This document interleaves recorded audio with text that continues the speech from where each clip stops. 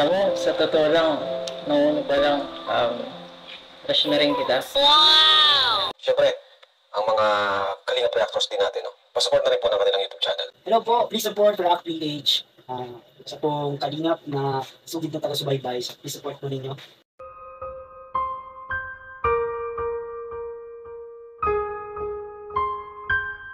Halaka, Super Lolo, napamorma kay VNC at nabasted, kay Joy lumipat. Yan ang ating alamin at pag-usapan. Magandang mapagpalang araw o gabi po sa inyong lahat. Maraming salamat po talaga sa patuloy na suporta at tiwala sa panonood ng aking mga react videos. Salamat po talaga sa bumubuo ng programa ng Kalingap na sina Kuya Val Santos Matubang, Ate Edna, at Kalingap Rab, pati na rin po sa idol ko na si Kalingap Papa Dan.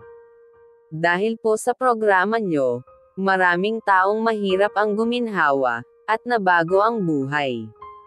Binasted ni VNC na si Super Lolo, lumipat nga ba ito kay Joy? Naku po, ito po yung konting video, panoorin nyo po. Tinahanap si Kuya David, nandito ka na. Grabe ka wala kasi lagot ko kay David. Lagot ka kay David. Kuya David, huwag ka manood. Grabe. Grabe ka ha, trader ka. David, trader, wala ka lang. Pinuporman si Joe. Kape ka, Lolo. MJ pala. Kape ka po. Joy, parang lalo na iniisip mo ah. Ano bang iniisip mo ngayon? Ay, mali. Sige na pala. Ano ba Wala iniisip mo naman. ngayon? Alam mo, sa totoo lang, nung una pa lang, crush na rin kita.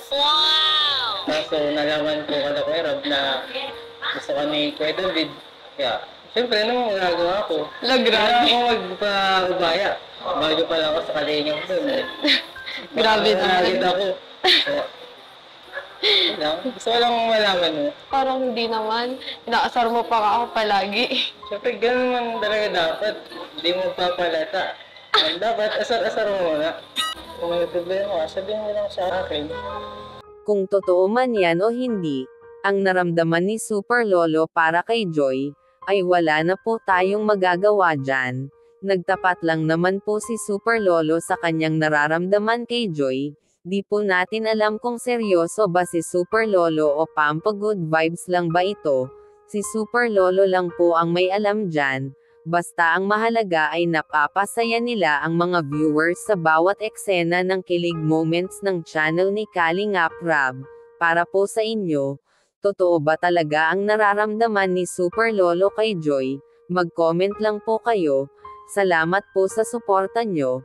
Sana po ay mag-subscribe kayo para ma-notify kayo sa panibagong react video na mai-upload ko. Ingat po kayo palagi. And God bless po sa lahat.